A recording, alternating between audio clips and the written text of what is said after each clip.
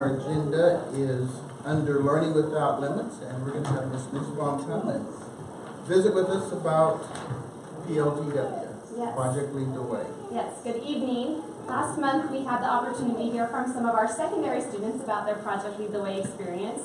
So I'm very pleased tonight to have our elementary students from Elma Elementary joining us to share about Project Lead the Way from their perspective. So this time I'd like to invite Miss Erin Lewis up, and she will introduce her students to you and they will tell you all about it.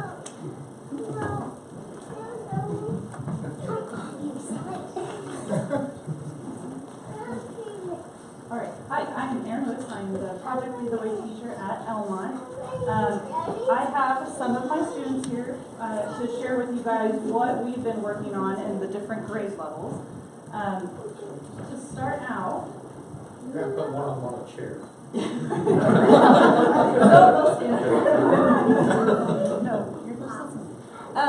To start out, all of our modules are based off of this instructional approach where the kids work through 3 different activities and they do a project and then they have a design problem at the end that they have to solve. So they're going to tell you a little bit about the problem they had to solve in our first module together. So from kindergarten, we've been working on structure and functions. Where we've been looking at the structure and the function of all sorts of different objects, just kind of exploring why things are designed the way that they are. So I have Owen Nussbaum here to tell you about the problem we had to solve in our first module. Owen, can you tell them what you had to do? I had to solve the problem of trying to clean a paintbrush to make skinny lines. He had to create a paintbrush with a specific function, and he wanted his to make skinny lines. So I have a video of Owen using his paintbrush. That's a big dot. It's a little messy, but did it work on? Did it make skinny lines?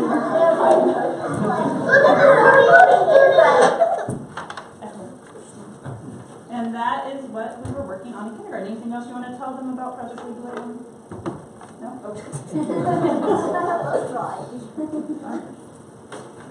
From first grade, we were working on light and sound, and I have Ella Bosch here with me. She's going to tell you about the problem we had to solve in our light and sound module. So Ella, can you tell them what we had to do with light and sound? What was the problem you had to solve?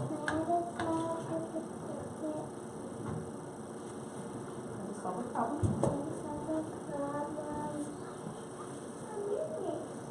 What did you have to make with your group to solve the problem?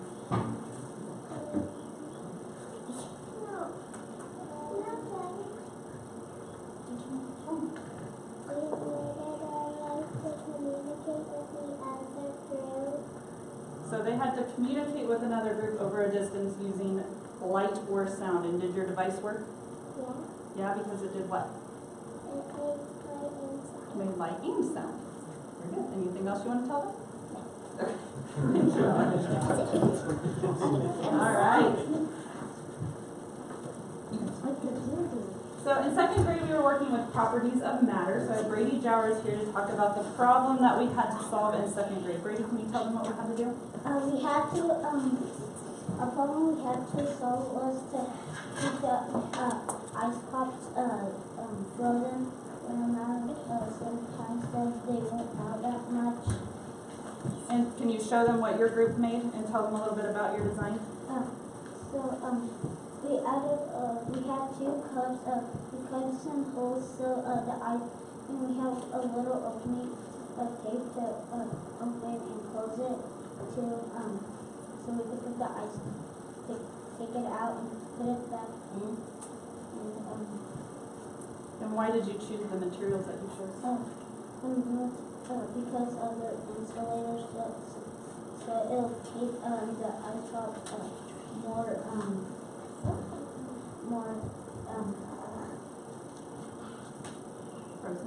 frozen so it won't melt that much. And did it work? Yeah. It didn't melt hardly at all, did it? Very good. Excellent. All right. Thank you, Brady. And And finally, I have Grace Jowers from 6th grade. We've been working with infection detection in 6th grade. So Grace, what do you want to tell them about what we've been projectly doing? So for our project, we had to find patient 0 from strep throat at an imaginary school. And we had to make a flowchart showing the names of the students and how they got it from one person to another. And this video shows real quick just the kids and how they were working to determine who patient 0 was. We're discussing all the different stories about the students and trying to figure out who started. Also, I see a lot of red. Anything else you want to tell them, Chris? Okay, that's okay. Okay, and that's just 4 of our grade levels. The other ones are still kind of working on their modules. These are the ones that are finished, and where we're at. Thank you.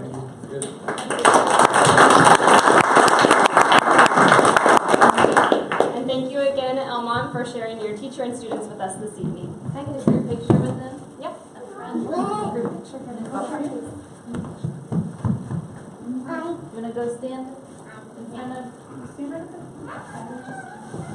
This is my daughter. I was wondering how the students were selected.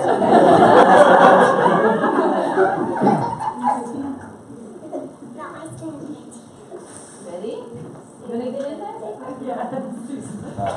It's not optional. Thank you.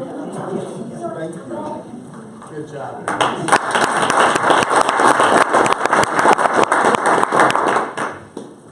All right, awesome. Okay, next on our agenda, we have a special guest. And Miss Diddy, will you come and introduce our special guest?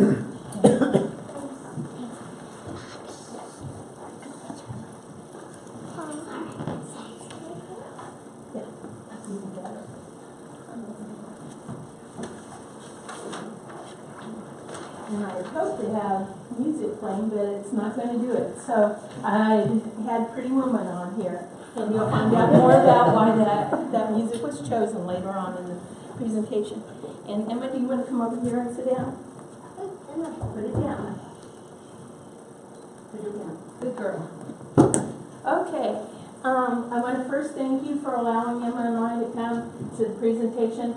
And she is probably feeling that I'm anxious tonight, so please forgive her. She's wanting to make me calm, and so please forgive her getting up. But thank you for allowing us to present. I shared a PowerPoint presentation, and the PowerPoint presentation is kind of written in the terms of what Emma would be telling us if she could talk. She doesn't talk. She doesn't even bark. I've had her since August, and she's barked about 5 times in the whole time, and several of those times she was asleep, so she's not a good barker at all. I want to first talk about what she does. She is one that she can feel the anxiety of people around her or the pleasure, and she will reinforce people for those kind of things. And so she has had training in both areas, and we'll talk a little bit about those things, her training and how she's picked this up. She was destined long before she was born to be a service dog, and she started out, her family would be, if you looked at the Westminster Dogs show, she would be the best in show, her family, because they're chosen for their size, for their personality, for their ability to get along with others. She really doesn't know too many people that she's shy from, so she can quickly make decisions and go, Emma, put it down. That's enough. She is also, as a trained dog, she is an English Lab, which is, if you notice, she's got the shorter face and she's got a smaller stature than you see normally on a Labrador, which causes her to snore very loud.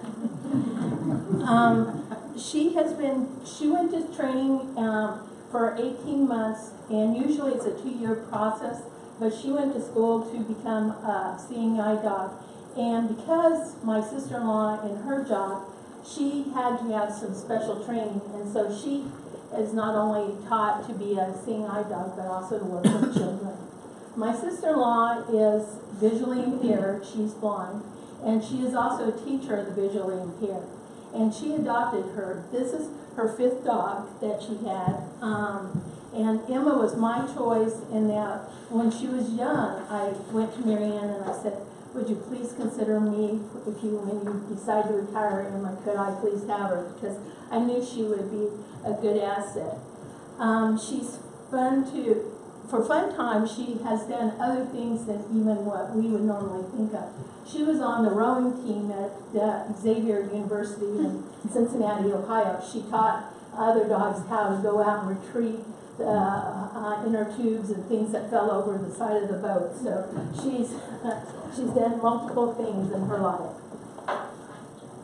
Often people ask me, why did Marianne decide to give her, I saw this on a TV show the other night, a career change. And so the reason why she has been retired is that, for one thing, her job as a seeing eye dog was very stressful. All the time she had to be on. When she had her leash on and her harness, she had to be the one. Her life and Marianne's life were always in the jeopardy that one of her previous dogs decided when it was time to retire was in the middle of the street in Cincinnati, and it just sat down and refused to move, and cars were going back and forth. So at that point, the Seeing Eye Dog Institute told Marianne to always retire her dogs a little earlier so that they could have fun and enjoy themselves. Now, what does she do since she did her career change? Well, each day she comes to school and she loves coming to school. She goes Monday to Thursday to Pleasant Hill, and she meets all the staff and the students when they come in the building. She also wanders the hallways. It's amazing. And that she'll notice when someone needs something, and she'll stop and she'll go up to them and wait for them to make a move on her. She comes to the people when they need her. And one of the examples that we have a student that has a difficult time coming to school. And so what we use her for is he has to come every day to take her out for her constitution. And he gets upset if she's not there because she belongs there so that he can get outside and walk with her, because she can't make it without him.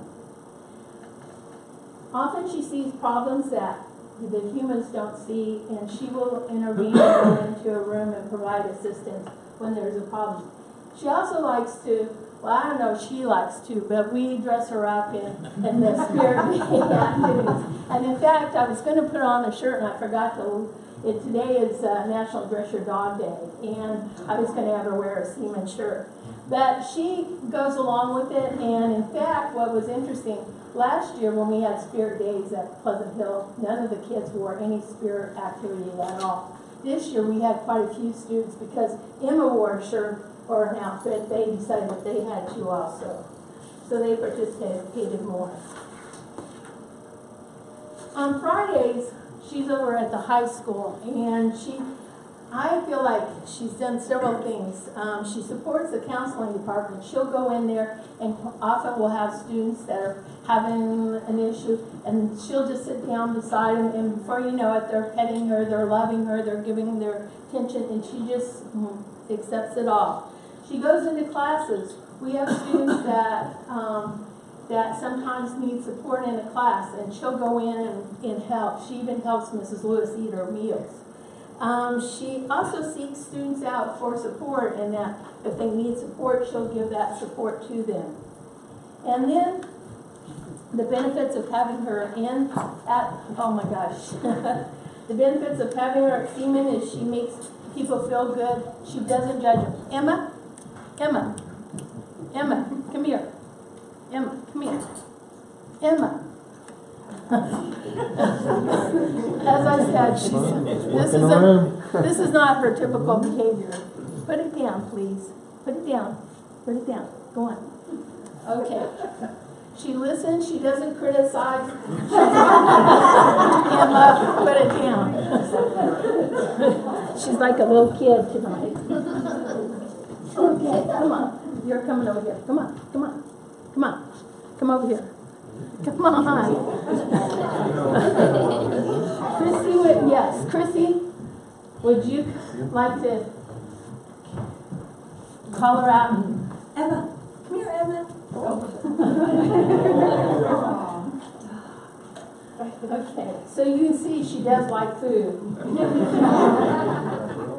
Staff have reported that she makes the place better. Emma, come back here. She has made the place better and that she can serve as a reinforcer. A couple of our classes have set up the rule if she wants to come in, they have to be quiet. So the behavior has decreased in some of the classes. Besides eating, she does enjoy the staff. She has a few favorites around the school, and it's not always due to just food that they give her. She really does enjoy them. And then she's in the different settings. She provides assistance to the staff towards this, not only discipline, but she also serves as a comforter for teachers, and that we've had several times that teachers have needed someone to just give them a positive stroke or what's going on. In the hallways at the high school, I've become known now. Last year and the year before were my first 2 years at the high school, and no one knew who I was hardly ever. But now I'm the lady with Emma, and she's like a rock star, isn't she? When she goes down the hallway, everyone calls her name now. And then one of the last things is that the reason why I was going to play Pretty Woman is one of our students told me one day, he goes, I've got her theme song. And I said, you do? And he goes, just a second. He went over to his computer and put on Pretty Woman. And so that's her theme song, so please note that. She does love coming to school. On Saturdays likes to rest up, but on Sundays she pesters me wanting to come back to school on Sundays, and she can be somewhat of a rascal on those times. I'm proud to have her in my home and at Pleasant Hill. I think she does a great job, and hopefully I can get this to play.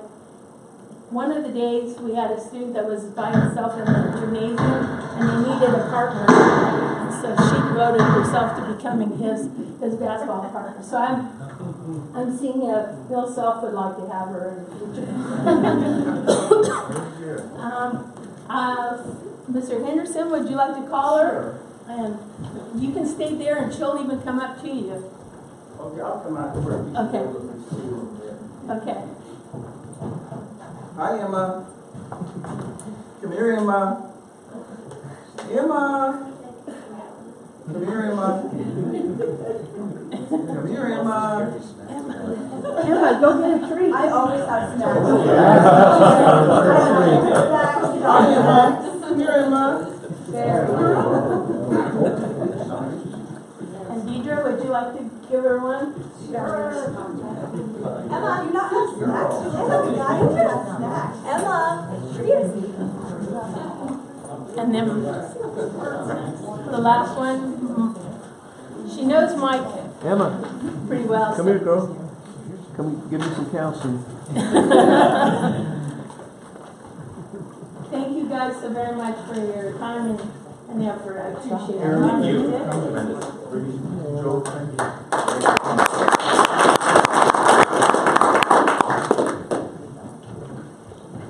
Well, that was delightful.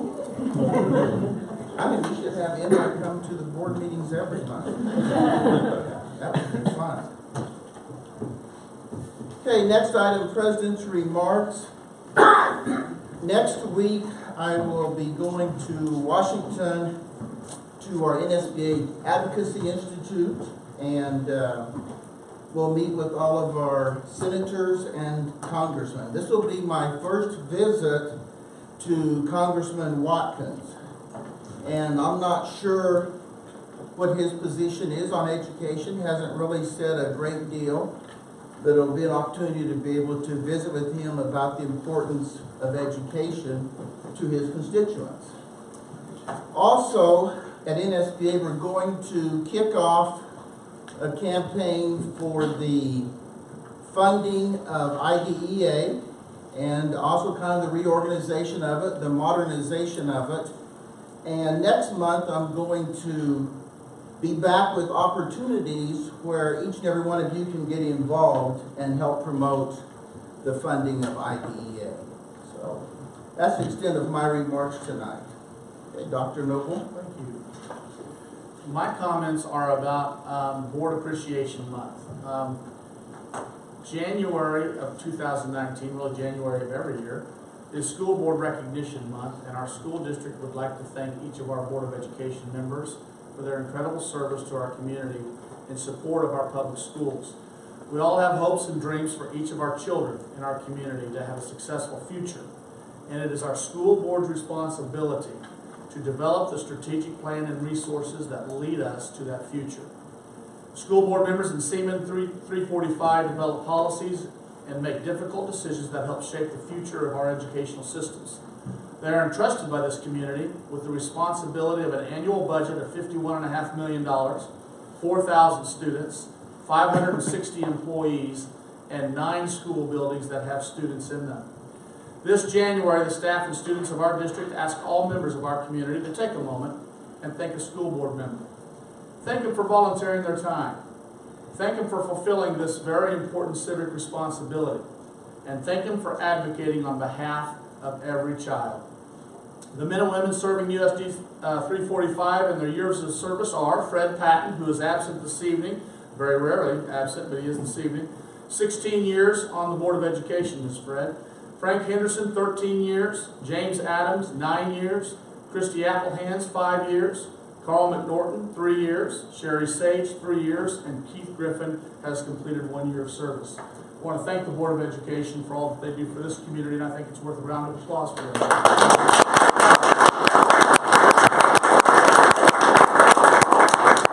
I also want to make a statement that on February the 1st, at a very public event, it'll be our home boys basketball game versus Washburn Rural High School. Our home basketball game versus Manhattan. With all of our teams will be there, but at halftime of the boys varsity game, our Board of Education will be recognized at halftime at that public event. So thank you, Board of Education members. Mr. President. Thank you, Dr. Noble. And I think I can speak on behalf of everyone to say that we are certainly honored to serve, and we do not take the responsibility lightly. And I can say that all 7 board members on your Board of Education are here for the right reasons, and that is to do the best we can, provide the best opportunities for all students. So I'm proud to serve with each and every one of you. So. Okay, next item is public communications.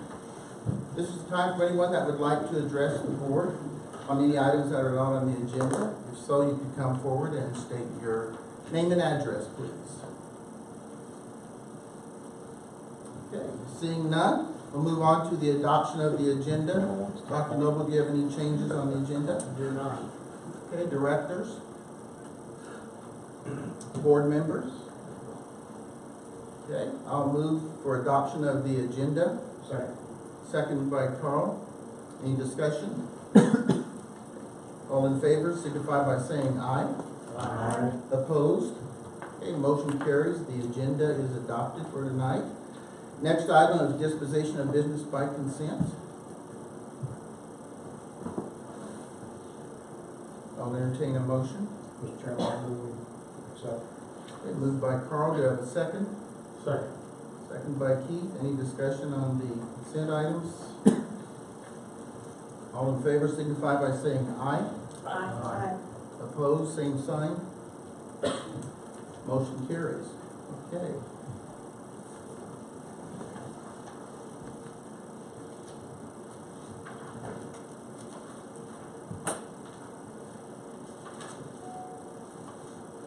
Printed this off tonight.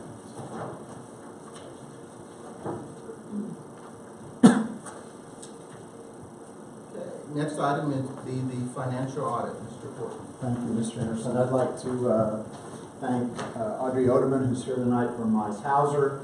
I don't believe I told her, full disclosure, that there would be grade school kids and dogs here tonight, so she's got a bit of a tough act to follow, but I have great confidence in her ability to deliver. So Audrey Odeman from Mice Hauser to present the 2017-18 financial audit.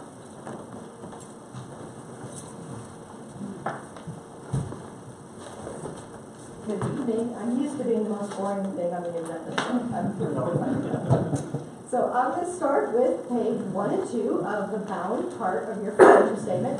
It's my favorite part because it's where I get to talk. So this independent auditor's report goes through and it talks about management's responsibility. It talks about our responsibility as auditors.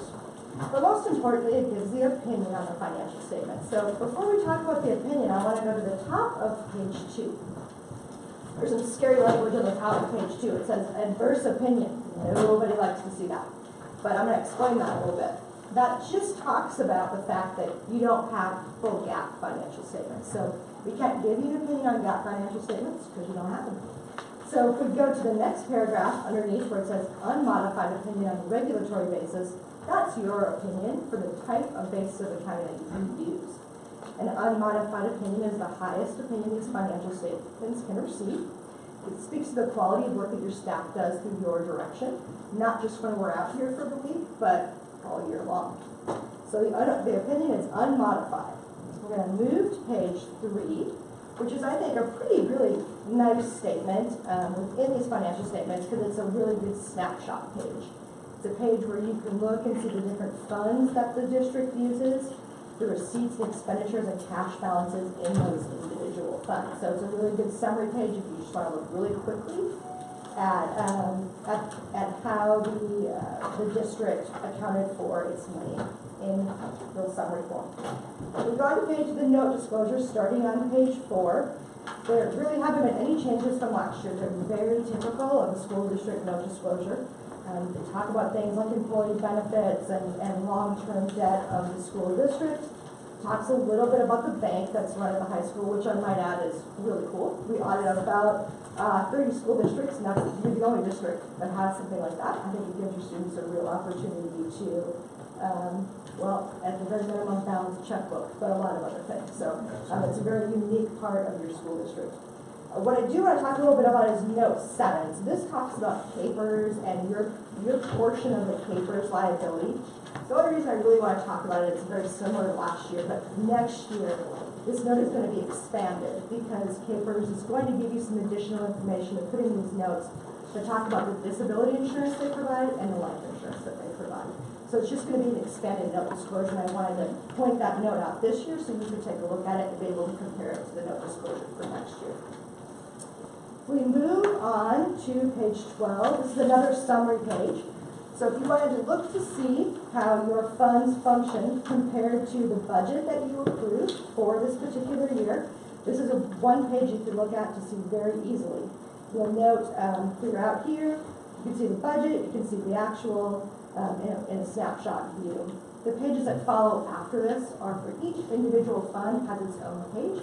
A lot of really detailed, useful information within these financial statements. We're going to jump way ahead to page 42. This is a schedule of expenditures of federal awards. So any entity that spends more than $750,000 in federal aid has to have this special audit. And it's a review of your federal expenditures. We have to look at least 40% of them. For this year, we looked at the child nutrition cluster as well as the special education cluster. If you go through to page 44, you'll see the results of that audit. We didn't note any material weaknesses. We did not note any significant deficiencies in internal control. And right in the middle of the page where it talks about the auditor's opinion for the major programs, you'll see that word unmodified again. So we didn't have any findings. It's the highest opinion that these federal programs can receive. You'll see down below where it says auditee qualified as low risk, and we say no. The only reason that is a no answer is because you don't have GAAP financial statements. Based on everything else within this audit, it would have been low risk without exception. Okay? We go on to page 46. This is our second letter of communication within these financial statements. This talks about the internal control work that we did. Our professional standards don't allow us to give an opinion on internal controls regarding the financial statements, but we do have to tell you there are significant deficiencies and material weaknesses. And as I said before, we did not note any of those. We're going to move ahead to page 48, which is 2 pages forward. And this gives a lot of really detailed information on that audit of your federal programs that we did. So a lot of really very technical language in here, but the most important thing is, again, that opinion at the bottom of page 48, which is unmodified. Okay. This year we did have one comment regarding our procurement policy.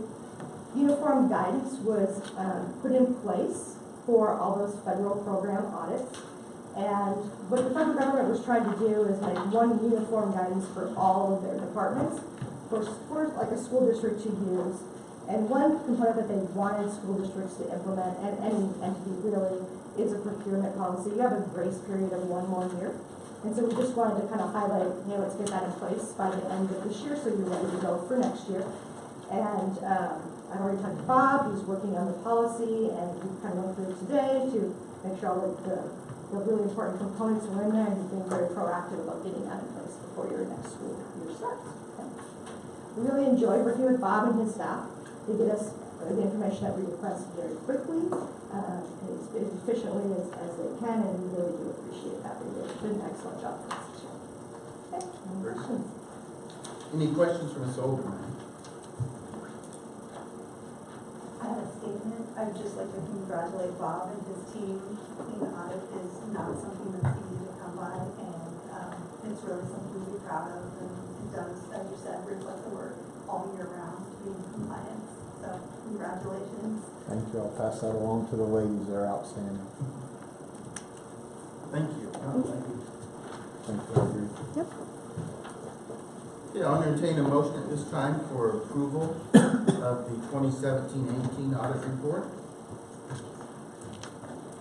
So moved. Okay, moved by Sherry, do I have a second?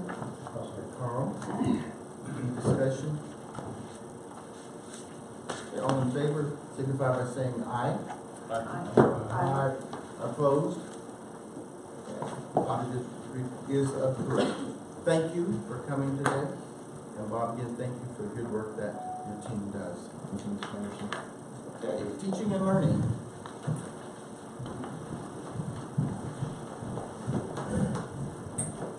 Good evening. I'll be really brief. I just am going to highlight a couple things. The spelling bee competitions. I listed all of the elementary winners, and that the district spelling bee is tomorrow. See if there are any questions about NAEP testing. We have 3 schools that were selected this year for the National Assessment of Education Progress. We were randomly selected. Gave a little blurb, and I also put a link to a website if you want more information, or you can let me know if you have questions about that. But Logan, Northern Hills, and Seaman Middle School will be participating. We did not choose our date. It's chosen for us, and a team will come in and administer that testing to the students at those sites. And then I gave you a brief Boys and Girls Club update on numbers. Any questions about that? For mid-year, their November numbers, just because I didn't have December yet to be able to put that in the report. Any questions for elementary? Okay, none, thank you. Good evening.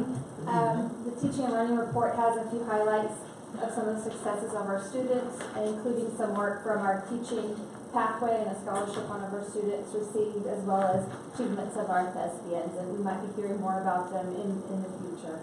But I want to particularly highlight the ACT report. As you may be aware, ACT will be offered to all juniors at our school on February 20th, and Work Keys is going to be scheduled for February 21st. We have a participation rate of 79% of our juniors have signed up for taking this test on the 20th. That means 213 of our juniors. We've worked really hard at reaching families and students and making sure that those students who want the opportunity learn about it. Also, we have a few seniors added to that list, 29 seniors. Seniors who have not taken the ACT in the past also were afforded this year, and this year only, the opportunity to take the ACT. 29 signed up meaning that of this class that's graduating, we will have a 62.2% rate of our senior class taking the ACT. The work keys data is also there. It has fewer students taking the work keys at this point. One of the reasons these numbers are low is our students are taking the AccuPlacer with Washburn Tech in order to use that assessment to get into Washburn Tech. That is the assessment that Washburn Tech uses. Work keys is designed a little bit different. Their emphasis is in measuring workplace skills that can affect job performance. The competencies tested go beyond math and reading. They in essence tell more to a prospective employer about the person than it does an academic setting. We don't have that many employers in our area that ask for the work keys yet. As a matter of fact, I identified 8 employers in the Topeka area that use the work keys and a certificate that they provide. And so I'm looking forward to when our state starts assisting employers to see how this resource can help them so that our students are able to use this resource to support their endeavors post-secondary as it relates to employment. Any questions regarding that? Who are some of the employers presently that use the work keys? Aerotech Inc., Asset Lifecycle, BRB Constructors, Greater Topeka Chamber of Commerce, KBS Constructors, Security Transport Services, and Shawnee County Sheriff's Office, as well as Shine Our Way LLC.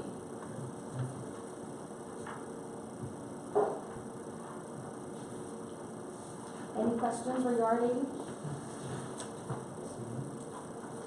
Okay, well, later today I will be putting forth the proposals for the program planning guide for the middle schools, and I have some addendums to add to that I want to call to your attention.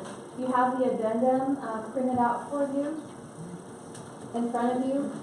Since I last visited with you, we noticed that the energy pathway was overhauled at the Kansas Department of Education. The committees that work with pathways decided to strip away the engineering courses from this pathway, and therefore we no longer offer courses that comply with that pathway, so we're going to have to delete that pathway. However, as I was investigating those changes, I noticed that we do have 2 pathways that actually we have the coursework for. We have an engineering pathway in cartography, geospatial, and spatial mathematics that we have the introductory courses in place as well as the application level course with the internship. We don't have the engineering robotics yet, which is what I'm asking to add to that program planning guide, and I'll discuss that in a second. We also have another pathway, the Arts, AV, Technology, and Communication was also edited at the state level, and they created a new pathway called Graphic Design Pathway. Well, we have all the coursework ready to go for this pathway as well, so all we have to do is add it to our program guide in that table so students see it and be able to promote it for our students to be able to follow the courses that lead to that pathway. As you turn your form over, this is where you will notice the engineering robotics class. We've already identified a course number for it and the course description, as well as a rationale. We have been offering robotics at Seaman High School, not during the duty day, but in seminar. So we have Mr. Coons, who's been leading our robotics curriculum during seminar as well as after school. Part of the reason that was there and we haven't been able to pull it out is we didn't have enough hours in the day or teachers available in order to provide that during the duty day. That takes me to another addition in the program planning guide. In order to support that, our high school is looking at a new schedule, one that embeds another school day. It provides seminar, and I don't want to get ahead of Mr. Monahan. He's going to present on that, but that is that component that would allow us to bring in robotics and offer it to all grades 9-12 in a multi-year capacity.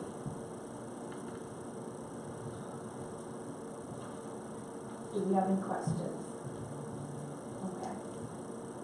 Well, later on, you'll hear from Mr. Monahan. He'll expand on that, and then following me again. Thank you.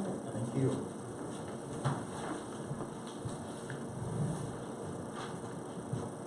Special services.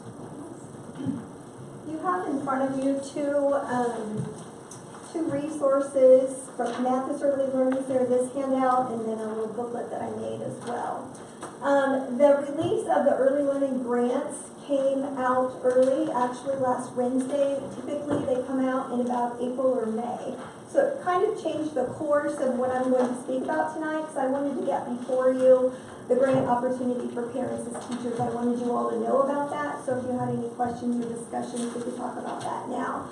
Because in February, we'll need to vote for approval for that. So we'll discuss now. If you look at your red handout, on the left, there's two pre-K grant opportunities which we have taken up on in the past. So the state pre-K, we've talked about, that's a 4-year-old at-risk program. They're opening up to 3-year-olds this year. We will apply for that grant. The KPP program, which is our collaboration program, if you look at the bottom left of your page, those are the agencies and school districts that we're in collaboration with. That will be the same as the past. On the right is a grant opportunity for parents as teachers. So if you turn to your handout that I gave you that's bound, this is what might happen if we were to consider having our own parents as teachers rather than going through Keystone. So if we look at the overview and the justification after the first page, we are currently contracted for 64 families at $32,600. That's what we do for our parents as teachers through Keystone. That's about 43 families, or about 20% of Milk families right now. Currently, the parents as teachers staff have been using time and resources. They go to different districts other than our districts, and they also go to trainings and supports in other districts, or with Keystone as well. We would like continuity of services, prenatal to elementary, within our school district, and ensuring families are comfortable with staff and understand how to best access all services for children and their families. And then now, Milk is now open and operating as an early childhood facility, so we're able to sustain Parents as Teachers program within a high quality, so we're excited about that. The impact of that is the Milk mission. We are creating success for staff, students, and families through meaningful experiences and relationships. We're ready. Our readiness indicators, because Parents as Teachers is currently serving 43 families. The community is beginning to associate Parents as Teachers with Milk as they are combined together. They're in the same building.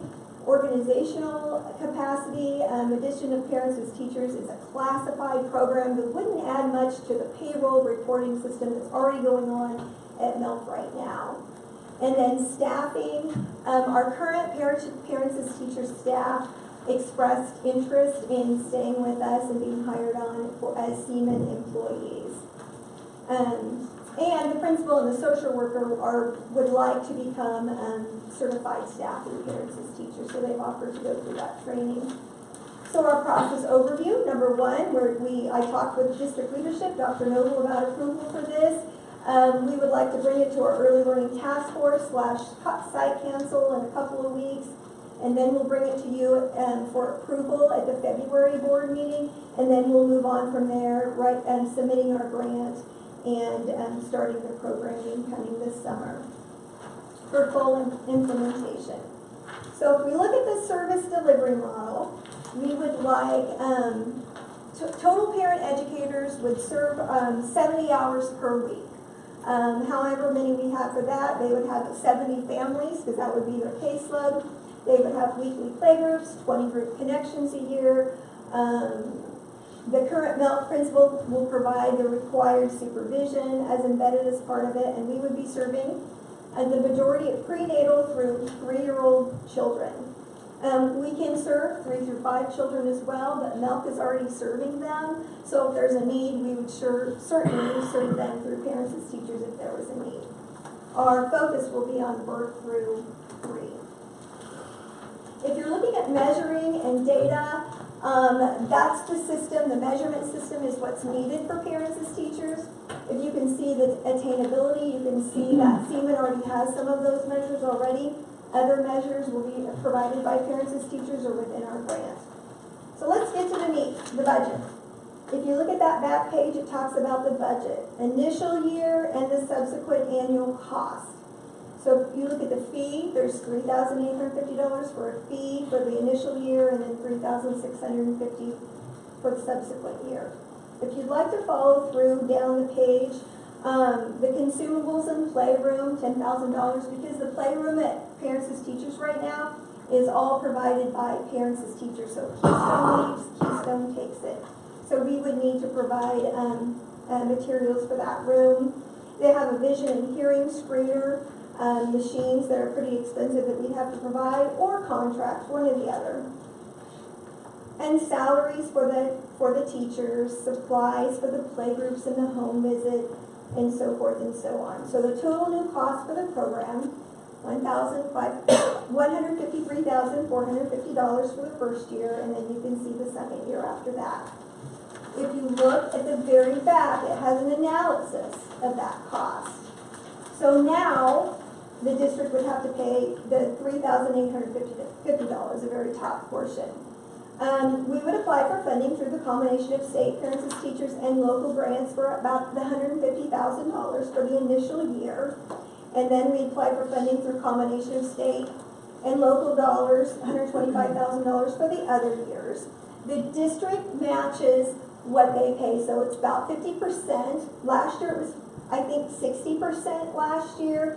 But usually it's about 50%. 2 years ago, they required districts to fund 60% of the cost. Last year, that law was changed to 50% of the cost. State picks up the other 50%. Yeah. It's anticipated that that will at least stay the same. I've talked to KSD today, so they assured us that it at least will assured us as far as they can tell us right now. That 50% of our would still be at a minimum 50% of the cost. State would kick in the other 50%. Right. So if it costs $125,000, we would pay $62,500. We already pay for our contract. $32,600 is what we pay every year for Keystone. So the ongoing remainder would be $29,900 additional funds per year, which we could say we would try for some other grants through United Way to cover that cost. But if we don't, that would be the maximum amount of money additionally that the district would have to pay for having our own Parents as Teachers program. I went through that fairly quickly. Do you have any questions right now, or if you think of any later, you can sure ask for sure. Yes, Dan. So the fidelity of the Parents as Teachers model is based on monthly or twice a month visits. Would these be 12-month employees, so they would be able to stick to the Parents as Teacher model? Yes, they plan on sticking to that completely. It would be a 12-month model. Yes. And if I'm reading this correctly, presently we serve 43 families. We do. And We're be contracted able to for serve 64. 70. Yes. That's right. With this budget and these numbers, we'd be able to serve 70. That's incredible. And then just as someone who has a 3-year-old who both attends milk and is continuing on as Parents as Teachers, I found that really beneficial to really reinforce the things that are happening at the preschool, particularly for a child with special needs, to have that one-on-one time with the parent educator. So I hope it's not considered that just everything's taken care of at the preschool. I find it really beneficial to be part of that program. Definitely. We would definitely want to keep that. For those that are in the program, we would keep it. We would like to give priority 0 to 3 to those first people with a maximum of 70, but they're able to serve up to 5. Yeah, up to age 5, sure. I think we'd let that be the board's discussion too. If the board is passionate about funding birth to 5, we need to have that discussion. Your numbers will change. The cost will go up to do that, but if that's something this board prioritizes and wants to do, we certainly be good to do that. Any other questions? Or about my report? I kind of skipped over my original report. There's some early childhood numbers in there as well. Okay, thank you. Okay, technology.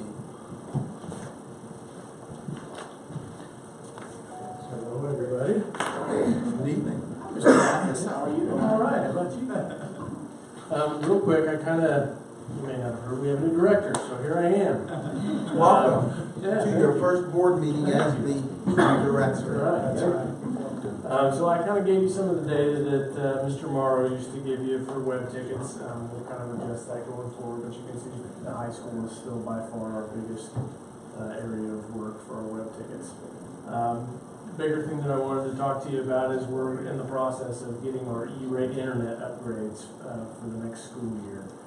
We put out a bid through Greenbush and had a E-rate bid out there for 28 days, and we got 5 responses back. We had AT&T, Cox, Kansas Fiber Network, Giant Communications, and then EM3 out of Lawrence. EM3 is who we are ultimately going to go with. They had by far the best deal, and they broker AT&T lines, which makes life really easy for us, so we don't have a big change ahead of us. Our buildings, we're going to, as a district, get a 10 times increase in internet bandwidth. So we're going to a 10 gig circuit, which is about, most of your big Kansas City schools, that's what they've got too. So we should be plenty of bandwidth for the district. High school and middle school are going to get double their capacity to get to the internet hub. So they'll have a 500 meg connection for each of those buildings, and then a 5 times increase at all the other buildings. They've got 100 now, they're going to move up to 500. So that'll allow us to do a lot more internal data traffic, keep things going as quick as we can. So we're in the works of putting a contract together for those, and then you guys should see that hopefully in the next month or so. So other than that, any questions for me? I'm just calling because my internet's not working.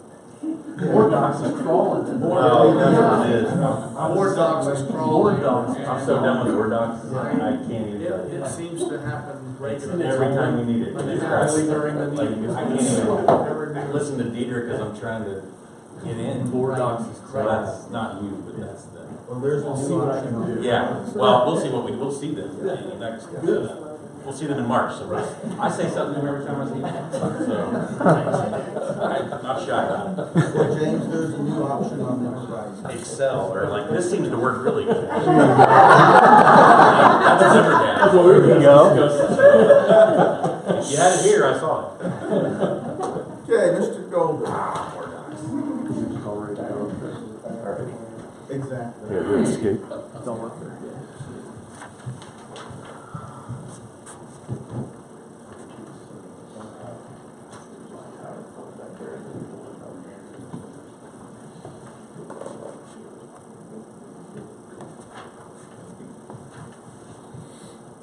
All right. Well, I thought you guys might like to see a building get moved. Kind of a neat process. They pick it up, put it on the trailer, and take it wherever they want to go from there. So we took the one from Rochester and we moved it over to North Fairview. That allows us to store things such as gasoline or leaf blowers, snow blowers, which we definitely need in the up and coming up. Guys did a good job. We had to pull a few fence posts and put them back in to get the shed through there, but saved quite a bit of money relocating it. So Rochester, we've been waiting for utilities to be disconnected and get the official word from the companies. And some of the companies it's a little more challenging than others, but I believe today we've gotten the final disconnect from AT&T, and we've got the demo contract signed, bonds in place, and Dale Brothers plans to start on the inside next week. So they'll start picking it apart from the inside, and then they'll come in and get a little more serious with it from there. Let's see. Here's where the water meter was at, what this picture is. They dug up on our side, and then they had to go across the street and dig it up over there to the neighbors to disconnect it from the main, just in case by chance anything gets pulled. You don't want to have it get crazy. Just showing some wires and general condition of the building.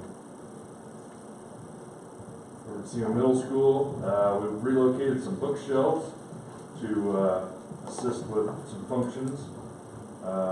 Teacher has a lot of books, so she's very happy to get them. And here on this back overhang, if you were to blow that up, kind of towards straight out from that 8 there above that door, you see the water actually coming down out of that scupper, and it goes right into the trash can. And the other place it drains would be right inside the semi trucks on the loading dock. So good way to stall, right?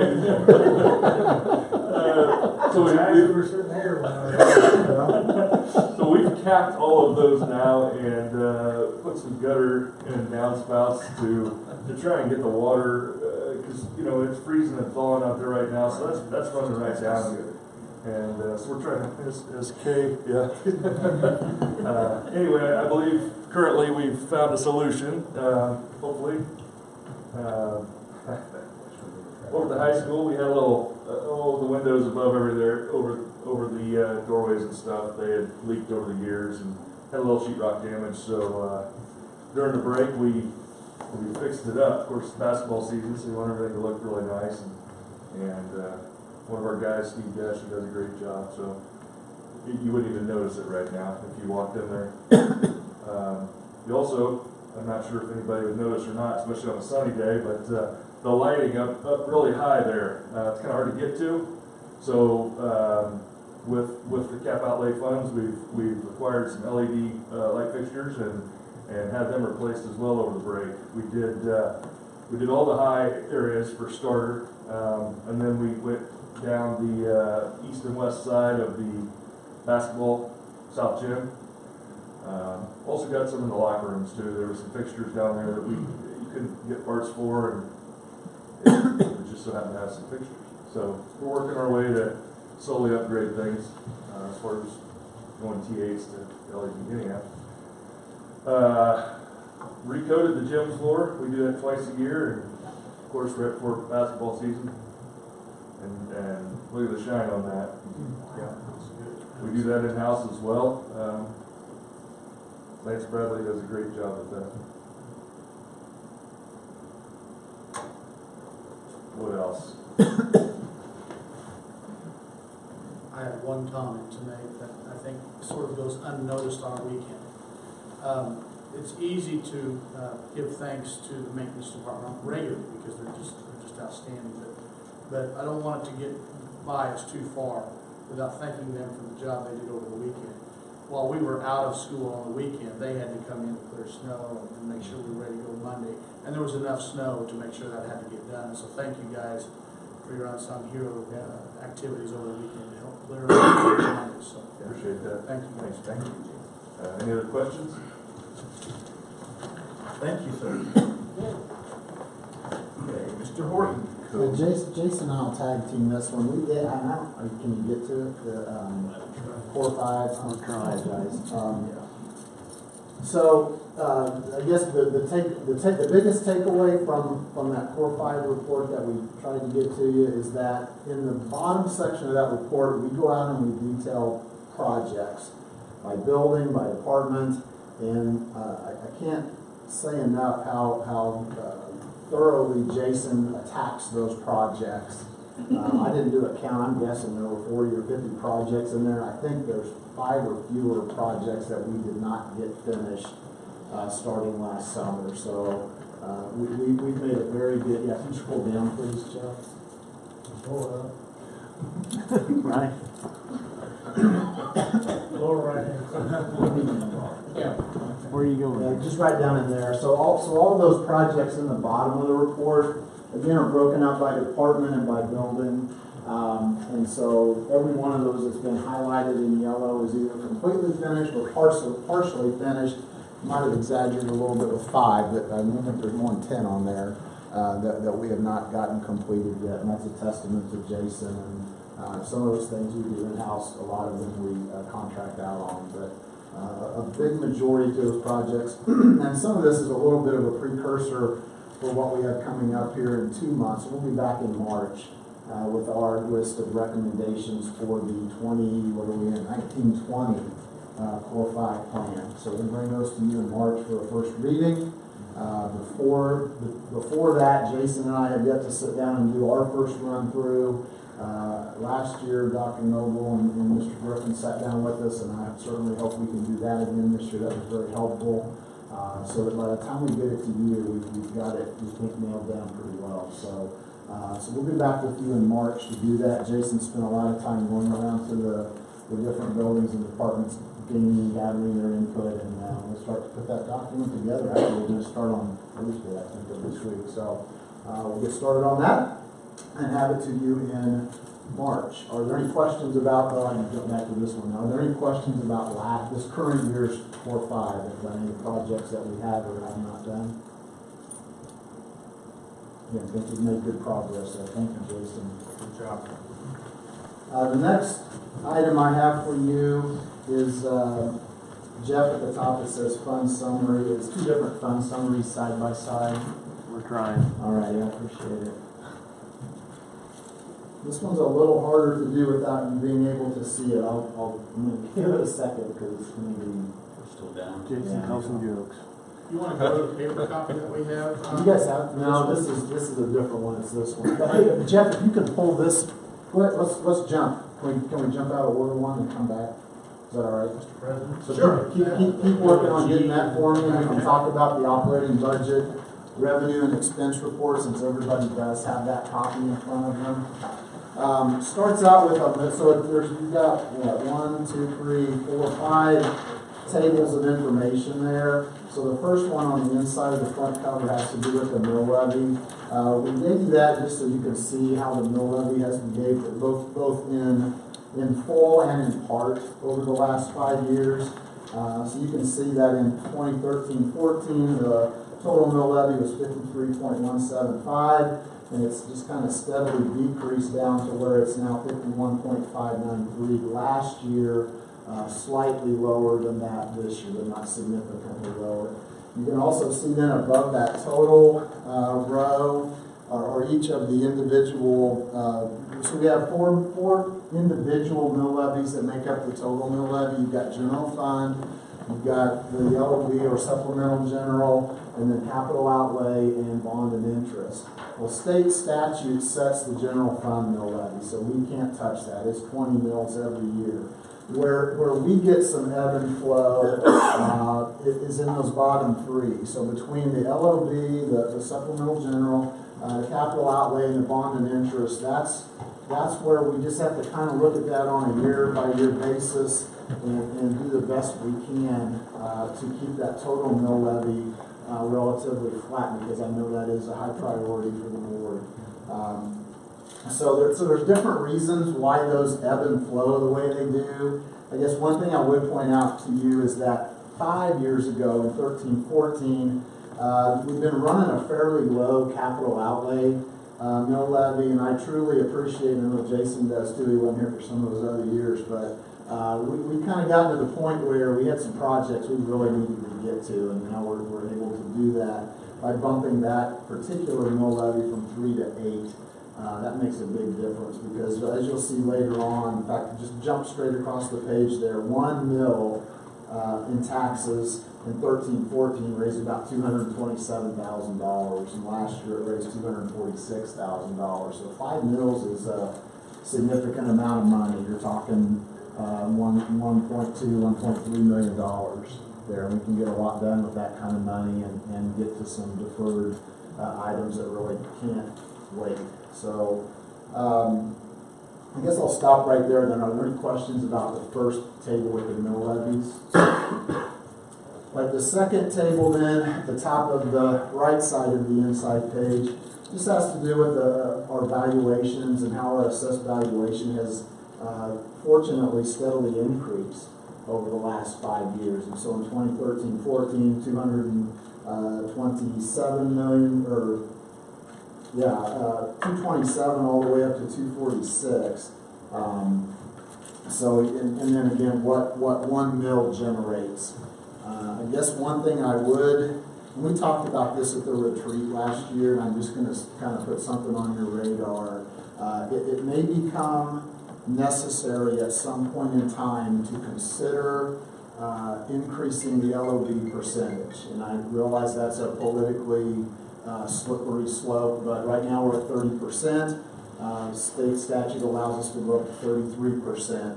And now 1% there is a little bit different than what 1 mil is. So those aren't the same thing, but 1%, but they're also not far off. 1%, actually I have that, I apologize for not having that number in my head, but 1% comes in right around $250,000. It'd be very close to down below on your operational legal max chart, that adjusted legal general fund, it'd be 1% of that number roughly. 23 million, right, Bob? So 230,000. well, the LOB general fund number is inflated artificially so that there's more LOB Because it's based on a authority. different. It's a different, Yep. so it throws back in some things, so that's close enough. And we're not ready to have that conversation yet, I don't think, but I also think it's something that we should not necessarily ignore either. I think at some point in time it might be good to at least start that conversation about how raising that percentage could help the district in a number of ways. But again, I realize that that's a pretty politically charged conversation. Any questions with the valuation chart? All right, so then our operational legal max. Those first two lines there are our max legal general fund or adjusted, and then our legal max LOB. When we do the budget, and when you approve the budget at the beginning of each year, we budget a number that we're telling the state, this is the maximum we're going to spend for general fund, and this is also the maximum we're going to spend for LOB. So you can see how those have performed over the last 5 years. This chart's probably the most challenging one in the sense that in that first line in the adjusted legal general fund line, in 15-16 and in 16-17, if you'll remember, the state made some statutory changes, and they made us count in 15-16 aid they were giving us for LOB or supplemental general, capers, and capital outlay. And that was a significant amount of money that we were showing in our general fund budget authority. But if you'll also remember, it didn't increase the amount of money we had to spend. It was not a bit of an accounting gimmick. It was an accounting gimmick. Just to make it look like we were getting more money when in fact we're in the block grant, so it's kind of hard to get more money. With the exception of, and that's the other thing that plays in with those last 3 years, so the 15, 16, 16, 17, the thing that skews this is it wasn't an apples to apples comparison to those previous 2 years in 13, 14, and 14, 15. What skews it in 15 in the last three, from 15, 16, 16, 17, 17, 18, is each of those years we got what was called new facility weighting, which frankly was a godsend because it was money that we weren't necessarily counting on. Unfortunately, because it was one-time money, it really could not be put towards any sort of a continuing expense. But frankly, it got us through a rough time where other digits were having to cut positions and programs. We weren't made to have to do that. So that was a very fortuitous thing for us to get at that time. But back to my point, it makes it hard to say, okay, in those 5 years, it did this, because the first 2 years are under one set of rules, the middle two are under a different set of rules, and then the last one is under yet a different set of rules. So, so that one I'd take a little bit with a grain of salt. But one thing we do like about this report is it's information that comes from KSDE Finance. So it's readily available information. Anybody can run and get it that wants it. And it's just, we like that convenience, but also the meaningfulness of the data. Any questions then on that particular chart? All right, back page is operating expenditures by function.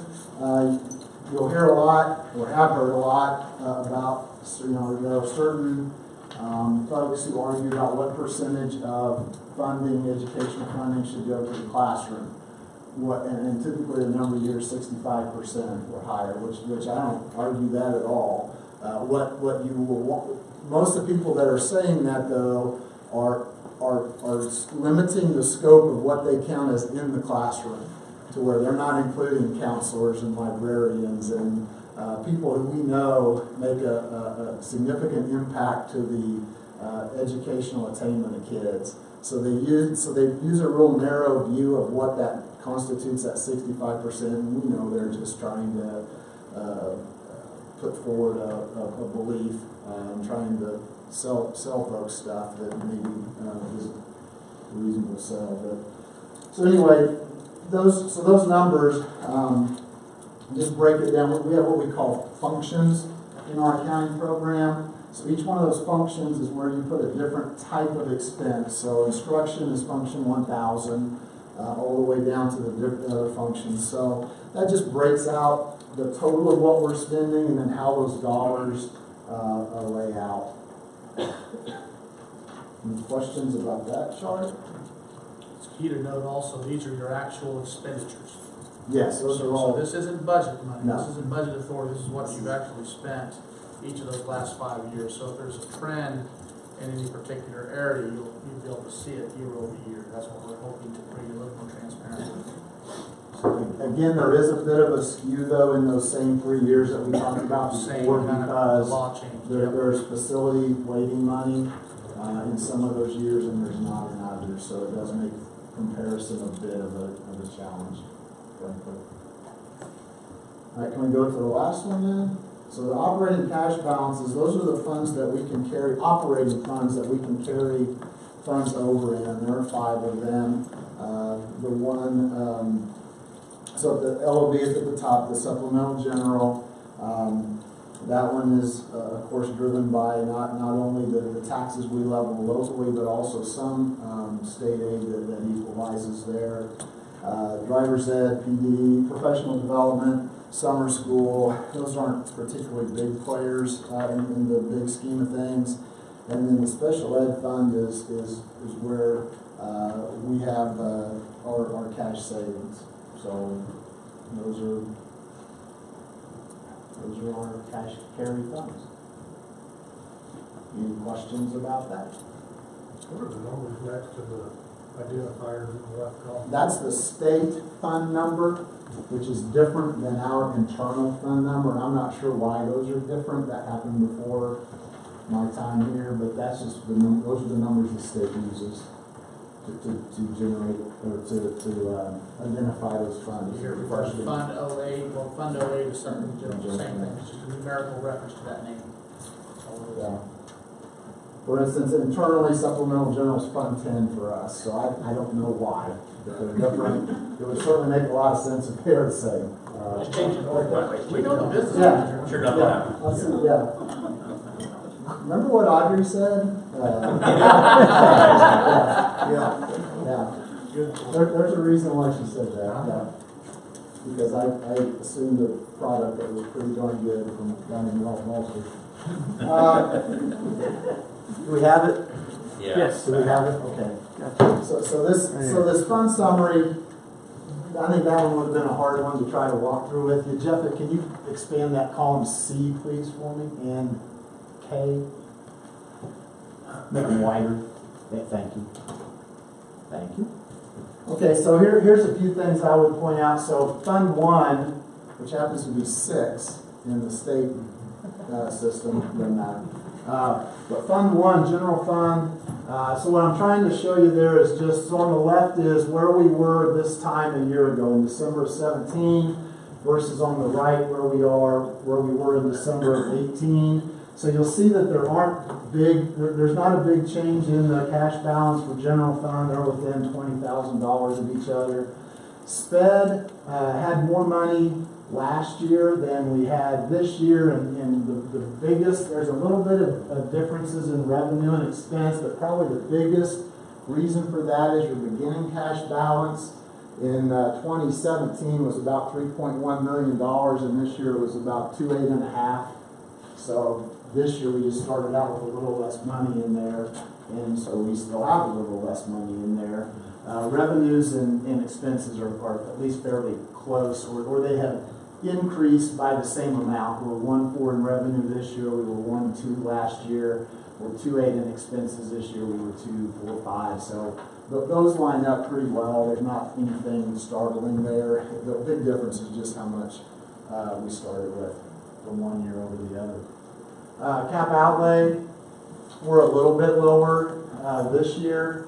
Last year, we had a lot of money encumbered at this time still for, or in December, still had, I believe, some money encumbered for Mathis, so that has a little bit of an effect, but I guess probably the biggest thing in cap outlay is that last year at this time we brought in $571,000, and this year we brought in $243,000, and we're going to be getting like $3-point-something million there. So that fund always, first year I did this, I just about tapped out looking at that, thinking I'd done something horribly wrong. But that money is just late getting to the party. So we make great strides with that fund as we finish these last 6 months. The other thing that kind of skews that a little bit too, I just praise Jason for doing all those projects as quickly as he's done them, but that means I got to pay for them as quickly as he does them. So that's the other thing, is we don't have near the projects, at least the identified ones going on. Now we're more in response mode. Something breaks, you got to fix it.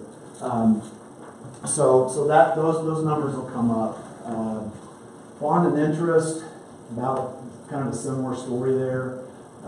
We have had, a little more, and of course we know what our bond payments are going to be, but so more in bond payment this year compared to last year. But again, we budget for that and we tax for that, and that's all very manageable. Within about $6,000, now it's down on like 10 with the supplemental general. We're within about $6,000 of where we were last year. So again, revenues, expenses kind of moving together there. The other, I was going to point out two more. What were they? Oh, construction. We don't have a construction fund anymore. So I thought I'd point that out. I think you knew that, but after having that construction fund all those years, we don't have it anymore, and that's not a bad thing. And then we'll scroll down just a little further, please, Jeff. The other one I thought I'd point out, and I didn't highlight it, Fund 90, line 36. We didn't used to have a district advertising account. I thought you might be interested in just what Gina Mincer has been able to accomplish since coming on board there, and then you'll be able to track that. You want to keep watching that over the months. So any questions on that particular report? I'm sorry, yes. I just wondered how we anticipate what valuation and how that will be heading over the years, or if that's just kind of a guess. Well, I mean, that is, frankly, that's a bit of it, is you just kind of, you look at history and what has it done over the course of a certain number of years, and I guess until history changes, you just assume there's going to be it's certainly not a magnificent increase in valuation, but it's a very steady one, and generally a pretty reliable one, which certainly makes it easier for me to sleep at night. Right, maybe so, not for the people yeah, paying additional taxes, sure. I mean, the other thing, though, if you want how deep in the weeds you want to get here, when I'm preparing the budget, which now has become in July and August instead of in June and July, which I don't like. I'll shut up now. But when I prepare that budget, I get information from Shawnee County and from Jefferson County on what they believe the valuation is going to be, so it's not me doing tarot cards or anything. It's about as scientific as it can be. But then in October, November, I always get a certification letter from the county clerk that says, hey, this is what it is, so this is what we're going with. So we guess, they help us guess in June, July, and they nail it down by, I think it's October. Okay, Sure. It's a good question. It's just, there's no real big new divisions going in, subdivisions or businesses, so it's just what? Yeah, I mean, home appreciation? I think it is. Some of it might be a little, there's a little bit of building, but I think most of it's just that it's appreciation of assets. And I mean, a lot of, I'm a little prejudiced and conceited. I think it has to do with having a good school district. People want to move in to this district, and so property isn't cheap. A little bit of a two-edged sword. If you want to buy it, pretty good one if you want to sell it. So, but yeah, I agree with you. I think maybe a little bit of building, but certainly not Auburn Washburn-esque. Yeah.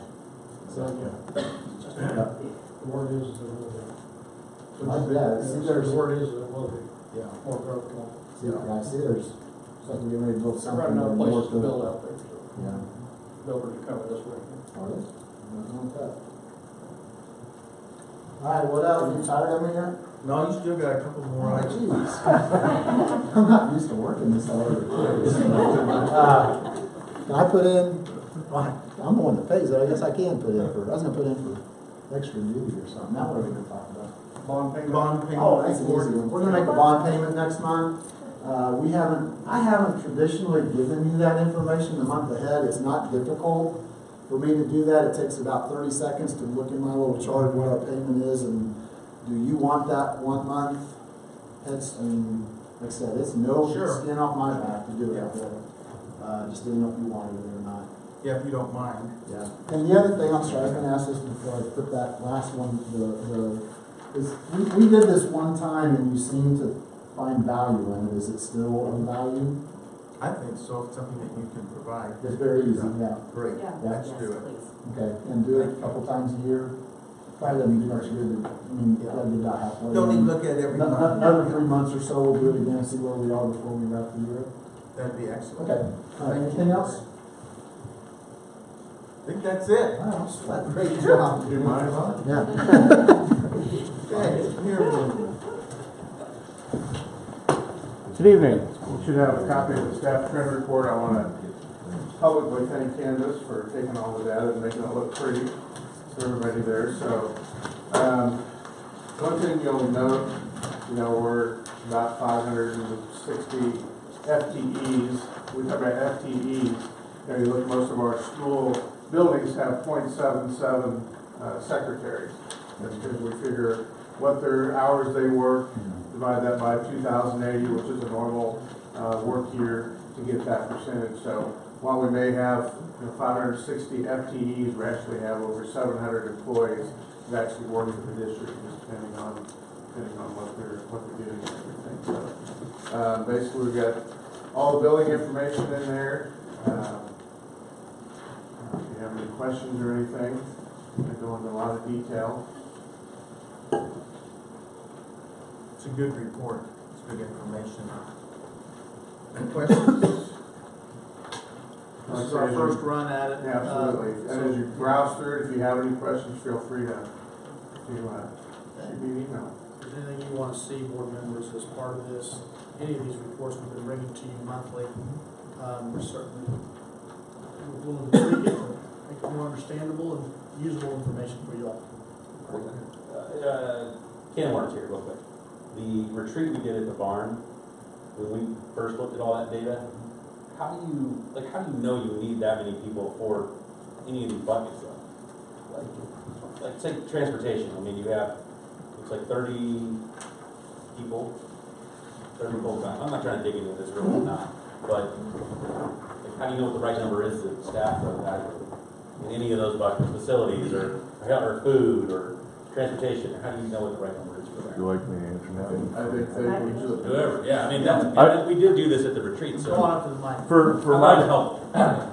Like you, for example, by square footage, we added a whole bunch of square footage, but I don't know if you got extra people. For custodial personnel, we do a report with Hilliard or Pure Zone, which is the company we do business with our chemicals, trash bags, etc. And they'll figure basically based upon the equipment that we have, square footage, the type of material that we have in the building, they'll produce a report telling us approximately how many people we need and how busy they will be within that too. That's how I know. If you're not good, the respective directors will let somebody know. We're not going to bring that. I'm not going to bring that to you guys and say, I assume you guys would do that to us. Yeah. Okay. Very good. I just want to let you know our new, part of our ongoing updating the HR and functions, our new HR applicant tracking program went live last Monday. We're getting folks trained on tomorrow, so we're very pleased for that and look forward to more efficiencies with that program. Thank you, Dennis. Okay, Dr. Noble, policy update. All right, so in the interest of time, there are several policies in here. I'm only going to highlight the ones that are more than just clerical changes, where they change a word or remove a word or two here or there, and do more of the highlight the changes that actually impact the way we operate as school districts and school boards.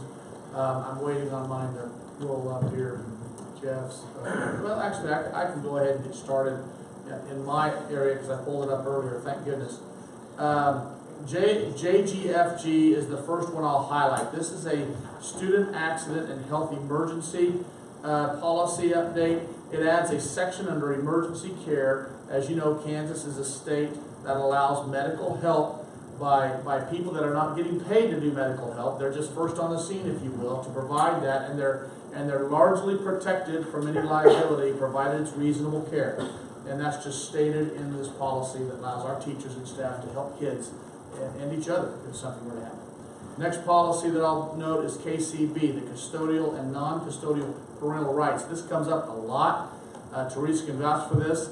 We get calls and notifications frequently about parents that are from split families, and they either want access to their students' records or feel like they haven't been getting them for whatever reason. We work through that with them. It just states in this policy, both parents of their child have full access to their child's records unless specifically there's information from a court or unless otherwise prohibited by law. So that's just what that one states. Public records, CN. I have a question on that. Yes, please. But, so would step parents have any access to records? Only the biological parents would have those? According to that policy, it's biological. Okay. Correct. That's correct. Do you hear anything different about that, Christy, at all? Anything that's happening? Well, I hear a lot about it, but not Okay. nothing that I would propose. All right. The next one I'll highlight is GAOC. This is the new in response to the vaping issues that are happening across our state. So this is the use of tobacco products and nicotine delivery devices is what they've added. And the policy in G, remember, is about staff. When you get to the first letter J, that's about students, and there will be one coming up about the student side of that here momentarily.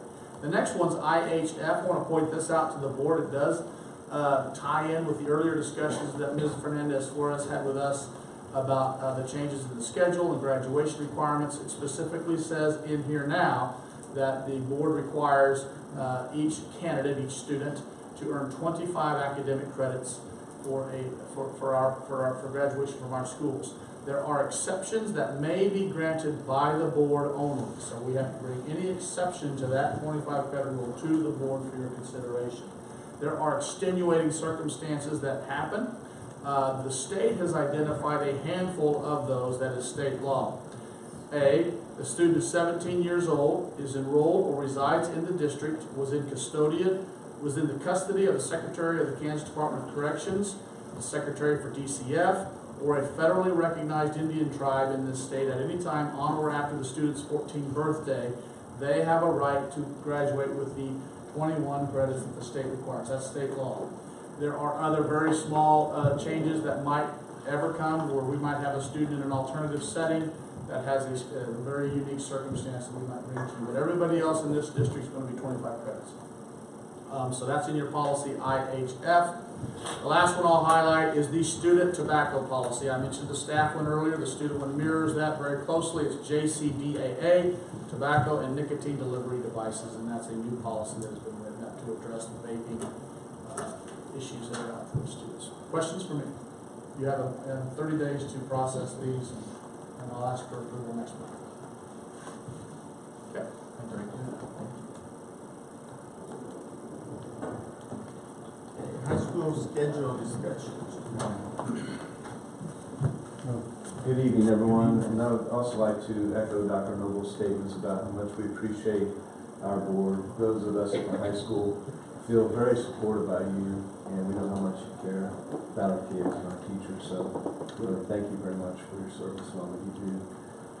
So I'm here this evening because over the last couple of years, we have packed more content into this very beautiful guide, award-winning guide. Thank you, Mrs. Leduc. I've had 2 principals from other schools contact me to ask who put this design together, but also they're inquiring about our content as well. And really, our hat has to go off to Ms. Danita Fernandez-Flores for all the work she has done with expanding our pathways from 9 to 25, for example, more dual credit opportunities. We're always looking at opportunities for kids to be able to go to Washburn Tech and expand our offerings for our students, which brings me to the schedule and what we're proposing going into next year. So currently, seminar meets 3rd period for 90 minutes twice a week, and we propose moving seminar to every day for 40 minutes. And then taking that 3rd period and allowing for our students to be able to take another course. We gain our time from going to 3 lunch periods, which we currently have on Viking Day, instead of 4 on those block days. So we know that we can maximize opportunities for our students by making that adjustment to our schedule. Again, it allows us to have daily seminar, which is very important for kids to get assistance with their studies, or we have been putting more content in there relative to our KISA and MTSS goals, which deal with the social emotional learning and career cruising and individual plans of study. That will still be opportunities within seminar, but now students will have an additional course that they can take. And so we are excited about this. I've met with various groups of the faculty and sent out a survey and addressed our questions that they have. And anytime you can get 85% of a teacher group to think it's a good thing, believe me, it's a really good thing. And those others that have concerns, those concerns have been addressed. And they can certainly live with the schedule, and they'll get used to the schedule and the way they deliver their instruction. Blended learning helps us a ton with being able to deliver instruction in a flipped classroom type of a setting, or reinforced lessons and that type of thing. So we are really excited as a faculty because we know that this is good for our students.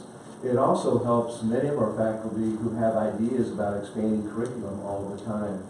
An example that I know that was mentioned earlier, and you guys have seen a lot of this year, is how our robotics club has really grown, and it's time for it to be a class. We're competing against other schools who have robotics as a class, and now we would have an opportunity to do that.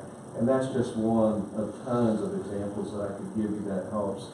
It will also help us in double blocking a class, for example, for travel purposes. And one example could be, and it looks like we're moving this way with the Habitat for Humanity home. They were out last week to visit with me, and they believe, and I concur, that building on site a stick-built home is a much better approach. For them, it's much more financially feasible, and our students will get a better look at what it actually looks like to build a home rather than a modular look. And they like that because it's going to help them put homes in various parts of the community and not get a lot of flack for it looking modular. So it allows for that double block opportunity, an extra course for students to take. And it also allows us, for example, with MTSS, we've been double blocking in math. The Tier 2 and Tier 3 math kids can go to a math class, which is then supported by a seminar class that follows that. I'm sorry, I said seminar, but what I meant is a math lab. So math class, math lab to support them in their learning. And sadly, sometimes you have to say, well, you know that Woods class that you're in? I'm going to have to take you out of that to put you and support you in the math.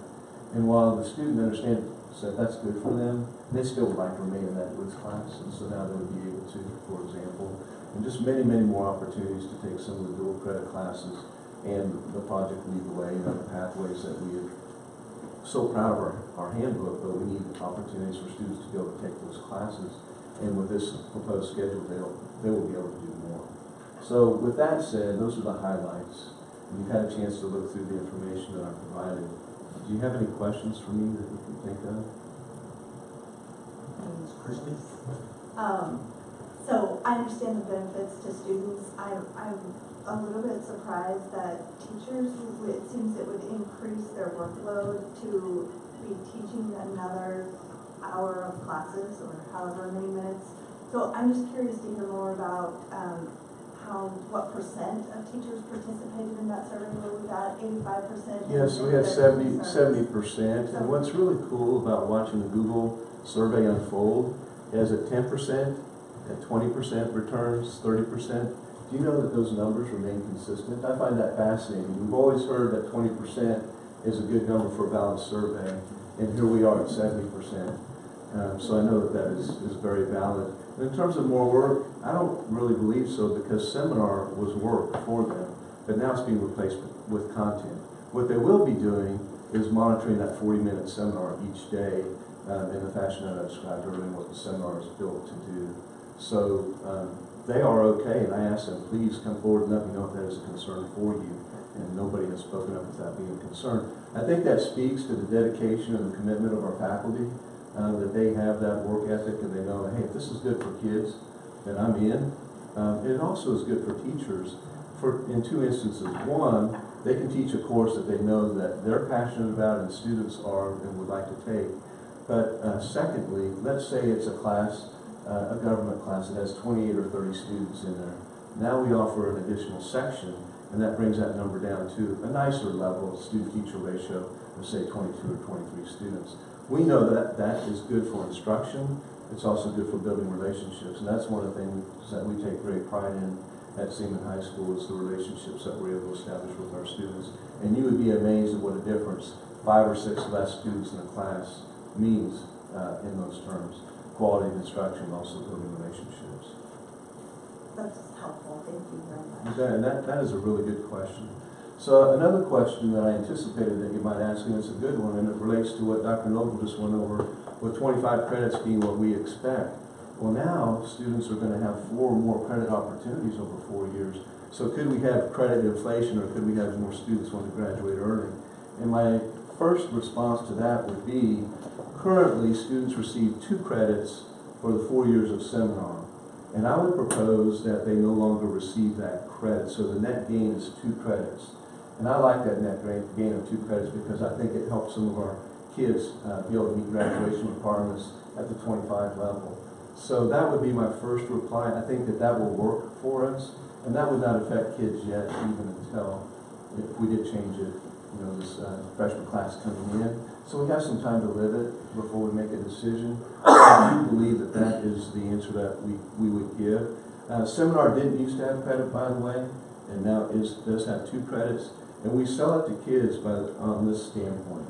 One, this seminar is for you, and it's about you to get additional help in your classes, or make up a test or something like that. But it's also about your life skills that you're learning, your social emotional lessons, your soft skills that you need. And it's also about making your career plans through your individual plan of study. So I believe that our students will really buy into that approach and be okay with it, considering all that they have the opportunity to gain with regard to credits. Any other questions, Mr. Wine? You know, we're trying to correlate this to the middle school schedule. We really aren't. So one way it might be an advantage is we currently share 5 staff members that are in the mornings, well, most of them are in the mornings, but they're part-time between the middle school and the high school, and that alignment can work, but we can always build in travel time to their planning period so it works out okay. So I don't know that it's necessary to align perfectly with the middle school, although I do understand that they expanded their schedule this year to include 1 more credit opportunity or more. Is that? We actually, I mean, can I answer? Sure. We actually only have seminar once a week now. We used to have it every day. But in terms of yeah. course offerings has increased, or? No, we actually did it for MTSS for biking time. So we have biking time 4 days a week. And we don't have our seminar anymore. So we're rebranding our seminar, and it's college and life, or career and life planning. And so it lends itself to those MTSS and PISA goals that we have, and it allows time for that purpose. I'll make a couple comments. I've spent a lot of time on this since KASB personally. I know Keith has done a little bit with it as well. And being, I guess, the only board member here tonight that has a kid in high school that would use this system next year. I think that's right. This is, you guys have outdone yourself. This is fantastic. You fixed it. You solved it, in my opinion. I spent an hour and a half today at work alone just studying this issue, as well as going through every survey response, through every different scenario I could think of. I interviewed my own student about it. This is huge. Bringing seminar back, using it the way you're using it, dedicating the time you're doing with it on Fridays to take care of SEL, career cruising, all of those other things. I mean, Denise and I have had a heated exchange about this. She was about as gracious as you can be tolerating me. We've all had to tolerate me at different times. And she was super pleasant and nice about that. And listened, I felt very heard. This is fixed. This, you've done it. This is awesome. I would vote on this tonight if I could. The only comment I wrote down on here was exactly what Keith said. That middle school is a train wreck with the schedule. And that's not your problem necessarily, but that's my only feedback left for the bringing seminar back for those kids would be huge. Once is not enough. It's not enough at the high school, doing it twice a week, so this is fantastic. Nice job. I mean, whoever wants to hear that. It's my one opinion, but I'm very impressed with this. Well, thank you. That would be an example of board members immersing themselves into issues and taking the time. That's a lot of report that you went through today, so thank you for your time on that. And that means a lot because I know that you're also a parent and can speak to it. And have you ever had to tell a student that they can't do band and choir both, for example, or you can't do, you got to do math lab instead of Woods class? That's not a very pleasant conversation to have, and this does fix that. And so we're really proud of this. This has been a collective effort from our faculty. Great. I'm really proud of them, and again, you know, their work ethic, they're willing to do that. Yes, I might have an extra prep, but I welcome that. Or yes, I might have an extra section of the class, but I know that that's good for students, and it's also good for me as an instructor. So really, really pleased about this opportunity. Thank you. Thanks, Mike. I have one thing for clarity for the board. James, you made a good point. Thank you for your endorsement and your support for this work. It's been really a grassroots effort from the high school staff and Mr. Money. I would want to make sure the board understands that in your program planning guide that is up for approval tonight, and Ms. Fernandez Flores will approach us about that. On page 2 of that, this schedule is in there on page 2. So if the board approves the program planning guide, you will be approving this schedule as part of that programming. So I want Your that. wish is coming true, James. I want that point very clear for the board before they vote, so that they don't know that. Now that it's already in here. Could I add that Certainly. This was just not thrown together. We've been looking at this schedule for the last couple of years, and we're challenged by MTSS folks to do that. And honestly, initially I was like, oh, well, I kind of like what we've got, you know, and began to look more into it. And as we began to put more content into seminar, and then this idea of offering more courses for our students, especially with more opportunities available in this program planning guide, it just made a lot of sense. And also, I really like the simplicity of that schedule. You know, it just every day has the same schedule. It's just rotates. That's the other thing I didn't bring up that I like. We hit you pretty hard with the Bronco stuff out of Spring Hill. That works for them. That's great. But you didn't cave. Do whatever works for you all. You're the experts. You know what's best. That's what I like the most. You didn't just do what we kind of threw at you. Well, what's nice about that schedule is we can adopt some of those things. I wouldn't suggest that we do that in this first year, that we need to live this schedule, but it allows for the flexibility to do something like that if we should decide to, especially for our students who are, say, 4-star students and have earned the right to have a little bit more flexibility during lunch. I think that's a possibility going forward, and certainly something that we'll entertain and look at in the future. So is there a net deduct for each class with this? So the class periods, you don't even want to know.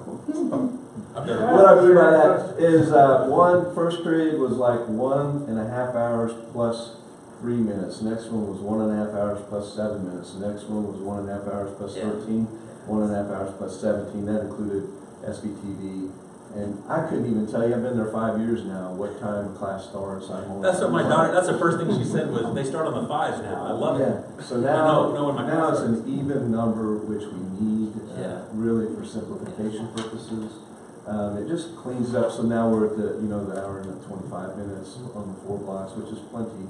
of time. And the other thing is with blended learning, we can do so much more. If we should miss a day due to snow, hey, we can deliver instruction through flipping the classroom or supplemental activities that students would do to make up those outcomes.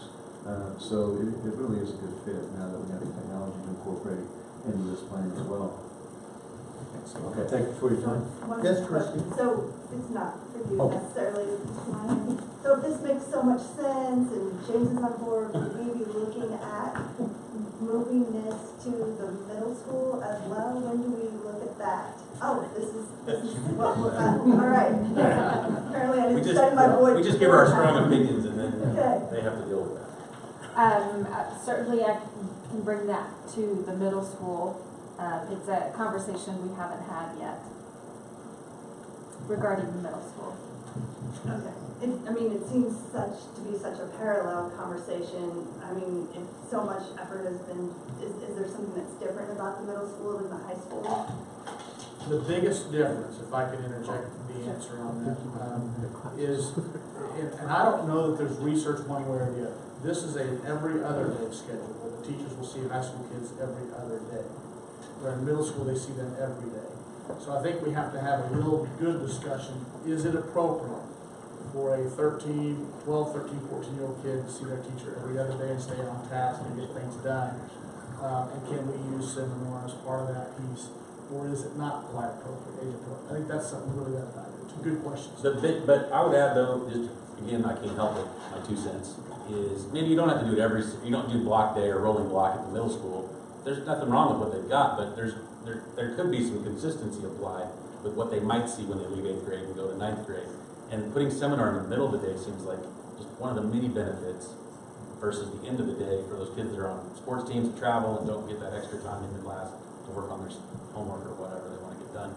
I think there's ways to do that and still kind of make them, cousins, not siblings, if that makes sense. They're still kind of, but right now they are not even in the same They're not grade. related. They're not related at all. I think that seminar time would be very valuable.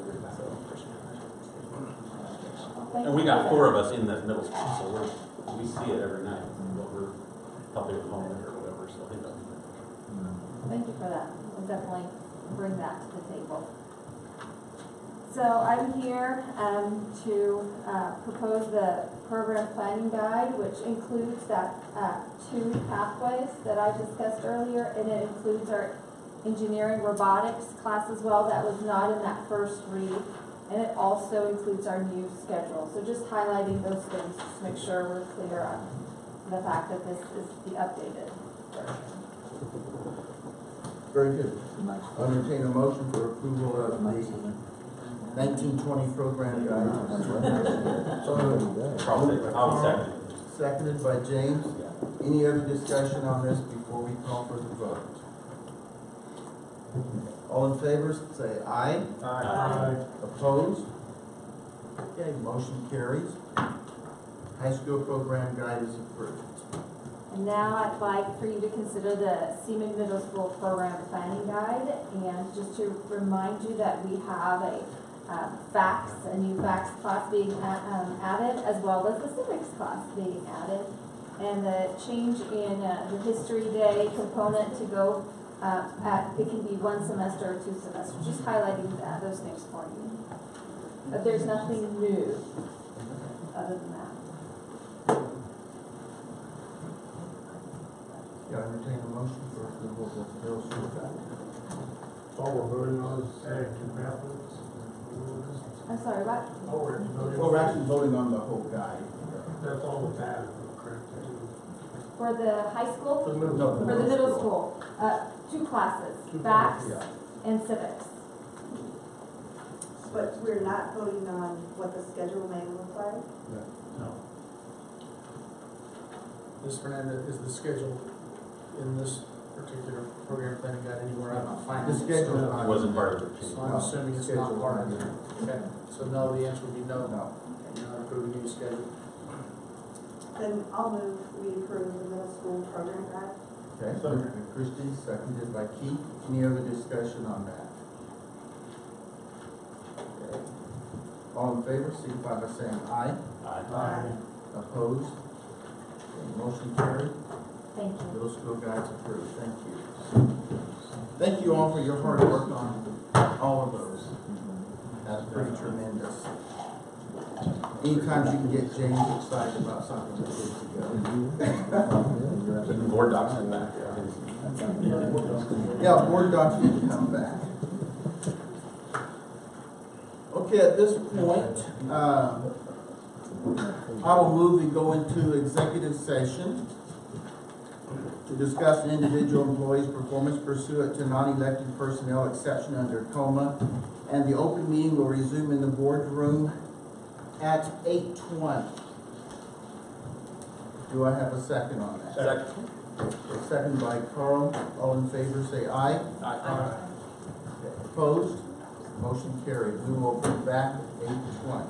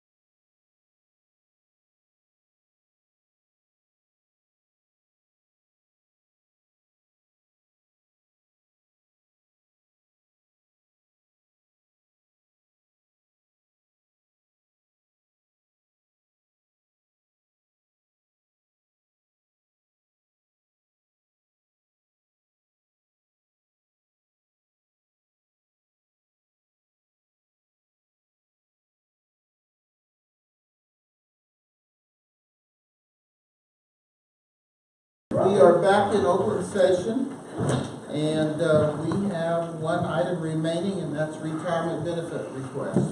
Susan Lockwood has announced her retirement, not till October of next year. She's given us plenty of time, and she has requested the 4K health insurance, and she does meet the qualification for it, and asks for your approval on that. So moved. Second by Carl, second by James. Any discussion? All in favor say aye. Aye. Opposed? Okay, motion approved. Meeting is adjourned.